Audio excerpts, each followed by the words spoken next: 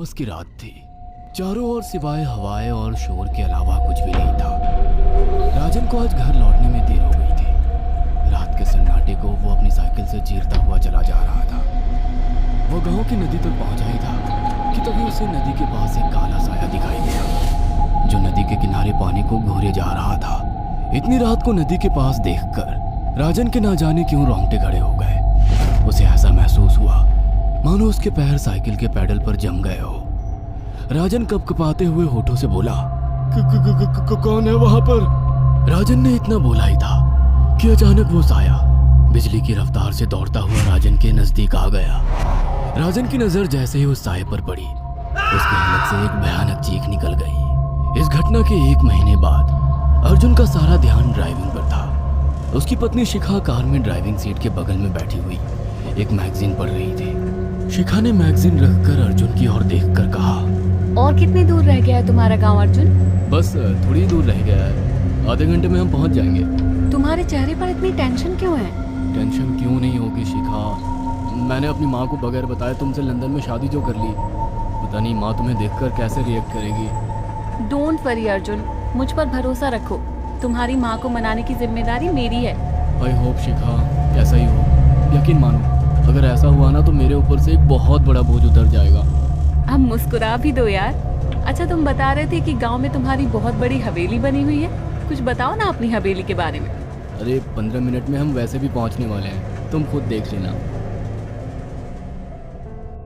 कुछ ही देर में अर्जुन अपने गांव वीरपुर अपनी हवेली में खड़ा हुआ था।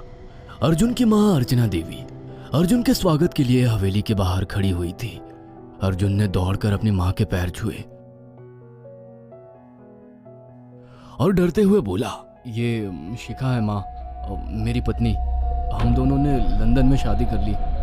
अर्जुन की बात सुनकर अर्चना देवी मुस्कुराकर बोली, कोई बात नहीं बेटा, एक ना एक दिन तो तुझे शादी करनी ही थी। इतना बोलकर अर्चना ने अपनी बहू को गले लगा लिया और वो अंदर आने का इशारा करती हुई वहां से चली गई। अर्जुन को अपनी माँ का ये बिहेवियर देखकर बहुत ज्यादा हैरत हुई। उसे उसकी माँ इस बार बहुत बदली हुई सी लगी। अर्जुन पूरे 10 साल बाद लंदन से आया था। अर्जुन उन्हीं ख्यालों में खोया हुआ था कि उसके कानों में उसकी पत्नी शिखा की आवाज टकराई।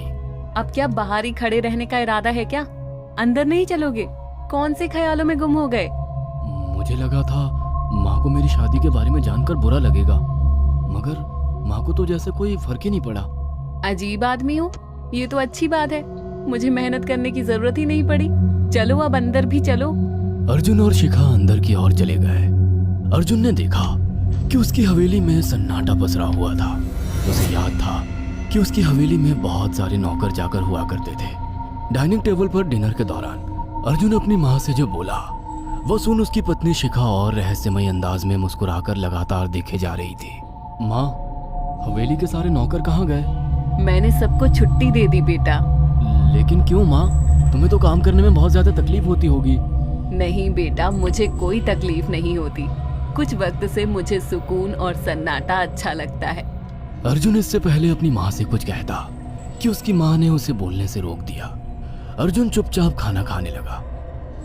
खाने के बाद अर्जुन और शिखा बेडरूम में चले गए। अर्जुन बेड पर सोच में लेटा हुआ था कि अचानक शिखा अर्जुन से लिपट गई और वासना का तूफान अपने चरम पर पहुंच गया था। अचानक शिखा को दरवाजे पर 2 लाल लाल आंखें दिखाई दिए। उसे ऐसा लगा जैसे कि कोई उसे देख रहा हो। शिखा ने तुरंत बेड से उठकर अपने कपड़े पहन लिए। क्या हुआ शिखा? अर्जुन, मुझे ऐसा लगा जैसे कोई हम दोनों को देख रहा हो। पागल हो गई हो क्या? हवेली में सन्नाटा पसरा हुआ है, एक भी नौकर चाकर नहीं है। तुम्हें वहम हुआ होगा। तुमने तो सारा मूड खराब कर दिया शिखा। अब सो जाओ। उस रात अर्जुन तो गहरी नींद में सो गया, मगर शिखा की आंखों से नींद कोसों दूर थी। अगली सुबह शिखा जल्दी उठकर किचन की ओर चली गई, मगर उसने देखा कि उसकी सास अर्चना नाश्ता तैयार कर चुकी थी। माँ, आपने तकलीफ क्यों की? मुझे बुला लेती आप। शिखा की बात सुनकर उसकी सास अजीब से अंदाज में शिखा की ओर देखने लगी। उनके देखने के अंदाज में पता नहीं ऐसा क्या था कि शिखा को अपने रोंगटे खड़े होते हुए महसूस हुए। अर्चना धीरे धीरे करीब कदमों से शिखा के करीब आकर बोली, कोई बात नहीं बेटी, तुम्हें अब यहीं रहना है। तुम सिर्फ मेरे बेटे के साथ प्यार से रहो और जल्दी से मुझे एक पोता दे दो। काम की चिंता मत करो, वो सब मैं कर लूंगी। कुछ ही दिनों के बाद अर्चना गर्भवती हो गई। उसे हवेली में रहते हुए 6 महीने से ज्यादा वक्त हो चुका था और इन 6 महीनों में उसने नोट किया कि जब से वो गर्भवती हुई है उसकी सास अचानक से आकर उसके पेट पर हाथ फेरने लगती और अजीब से अंदाज में उसके पेट को घूरने लगती। शिखा ने तंग आकर अर्जुन से कहा, अर्जुन, मुझे तुम्हारी माँ का बिहेवियर बड़ा अजीब लगता है। तुम्हारी माँ जब देखो मेरे पेट पर आकर हाथ फेरती रहती है। अरे माँ को अपने पोते के आने का बेसब्री से इंतजार है शिखा, इसमें अजीब लगने वाली क्या बात है? मैं तुम्हें कैसे समझाऊं? मैंने माँ की आंखों में एक अजीब सी चमक देखी है। कैसी चमक?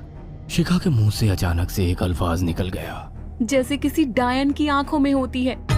शिखा की बात सुनकर अर्जुन का गुस्सा 7वें आसमान पर पहुंच गया। वो गुस्से से चीखते हुए बोला, खबरदार शिखा, आगे एक शब्द मेरी माँ के खिलाफ मत निकालना, नहीं तो मुझसे बुरा कोई नहीं होगा। तुम्हें शर्म आनी चाहिए शिखा। जब से तुम यहाँ पर आई हो तब से मेरी माँ तुम्हारी कितनी चिंता करती है। वह तुम्हें समय से खुद नाश्ता बनाकर देती है, खाना देती है, यहाँ तक कि हवेली की साफ सफाई भी वो अकेली करती है। क्या बोलूं अब तुमसे, शर्म आती है मुझे तुम्हें अपनी पत्नी कहते हुए। इतना कहकर अर्जुन गुस्से से कमरे से निकल गया। शिखा अर्जुन से बहुत कुछ कहना चाहती थी मगर कह नहीं पाई। उसने महसूस किया था कि चाहे कितनी भी तेज आंधी और तूफान आए मगर हवेली के अंदर धूल की एक परत तक नहीं जमती थी और दिन ब दिन अर्चना के चेहरे की झुर्रियां कम होती जा रही थी। ऐसा लगता था मानो वो जवान हो रही हो। शिखा के अब 9 महीने कंप्लीट हो चुके थे और एक रात अचानक उसे प्रेगनेंसी पेन होने लगे। वो दर्द से तड़पने लगी। ये देखकर अर्जुन घबरा गया। वो दौड़ा दौड़ा माँ को बुलाकर लाया और बोला, माँ, हमें तुरंत शिखा को किसी अच्छे हॉस्पिटल में एडमिट कराना होगा। अर्जुन ने देखा कि उसकी माँ ने उसकी बात को सुना ही नहीं। वो तो बस शिखा के गर्भ की ओर आंखें फाड़ फाड़ कर देखी जा रही थी। अर्जुन एक बार चिल्लाकर कहा, माँ, हमें शिखा को इसी वक्त हॉस्पिटल में एडमिट कराना होगा। नहीं, शिखा की डिलीवरी हॉस्पिटल में नहीं, इसी हवेली में होगी। लेकिन इस हवेली में आपके और मेरे अलावा कोई नहीं है। तभी शिखा दर्द से तड़पने लगी।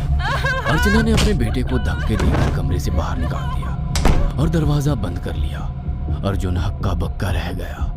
अर्जुन दौड़ता हुआ गांव की ओर गया। उसने देखा कि गांव में एक पेड़ के नीचे गांव के सभी बुजुर्ग इकट्ठे थे। उनके हाथों में जलती हुई मशालें थीं। अर्जुन उनके पास पहुंच गया और बोला, मेरी मदद कीजिए, मेरी बीवी को प्रेगनेंसी दर्द हो रहे हैं। आप प्लीज किसी दाई को बुला लीजिए, जितना पैसा चाहिए देने को मैं तैयार हूँ। तभी उसके कानों में गांव के सरपंच की आवाज टकराई, बेवकूफ लड़के, तू अपनी बीवी को एक डायन के यहाँ पर मरने के लिए छोड़ आया। क्या कहना चाहते हैं आप? आप जानते हैं आप क्या कह रहे हैं? वही जो तू सुन रहा है। तेरी माँ एक डायन है। इन गांव वालों के हाथों में जो मशाले देख रहा है ना, हम तेरी ही हवेली में आग लगाने जा रहे थे। तेरी माँ ने इस गांव में ना जाने कितने नौजवानों को मार कर खाया है। तेरी माँ एक डायन है।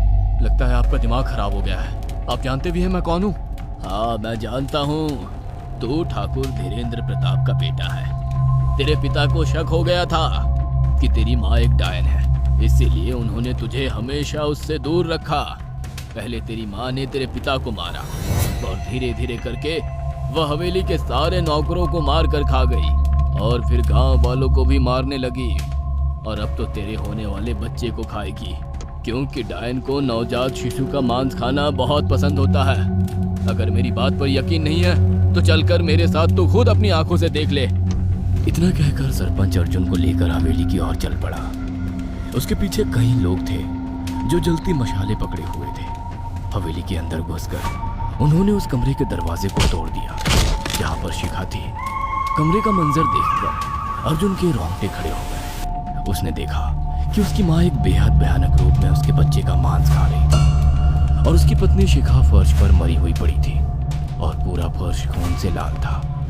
अर्जुन को अपनी आंखों पर यकीन नहीं आ रहा था कि तभी उसकी माँ उसके ऊपर झपटी। सरपंच ने चीखकर कहा, अरे इस डायन को आग लगा दो, जिंदा जला दो इसे और साथ ही साथ इस हवेली को भी। सभी लोगों ने जलती हुई मशाले डायन के ऊपर फेंक दी। देखते ही देखते डायन दर्द से चीखने और चिल्लाने लगी और कुछ ही देर में वो जलकर राख हो गई। हवेली में आग लगते ही सभी लोग अर्जुन को खींचकर बाहर ले आए। अगले दिन अर्जुन अपनी पत्नी की यादें साथ लेकर आंखों में आंसू लिए दोबारा लंदन वापस चला गया।